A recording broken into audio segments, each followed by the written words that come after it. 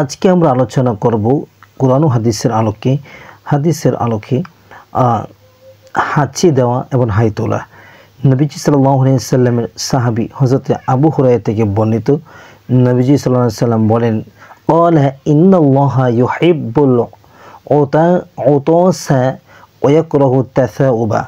নবীজি বলেন যে নিশ্চয়ই আল্লাহ সুবহানাহু ওয়া তাআলা ইউহিব্বুল উতাসা, তিনি হাঁচি দেওয়াটাকে পছন্দ করেন, লাইক করেন, এবং হাই তোলাটা অপছন্দ করেন।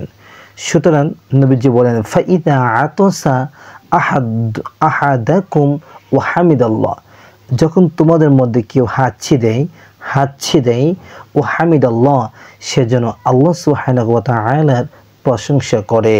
কানা হাক্কান আলা কুল্লি মুসলিম সামিআহু আন ইয়াকুল লাহু ইয়ারহামুকাল্লাহ। আর যে ব্যক্তি হাঁচি দেবে আর যে ব্যক্তি এই হাঁচি শুনবে, ওই ব্যক্তির উপরে কর্তব্য হলো, দায়িত্ব হলো, সে যেন ইয়ারহামুকাল্লাহ বলে। এর জন্য কোনো ব্যক্তি হাঁচি দিলে হাঁচির উত্তর দিতে হবে ইয়ারহামুকাল্লাহ, অর্থাৎ হাঁচির উত্তর দেওয়া ওয়াজিব। সুবহানাল্লাহ, সাল্লাল্লাহু হাবিব সাল্লাল্লাহু তাআলা আলাইহি ওয়াসাল্লাম।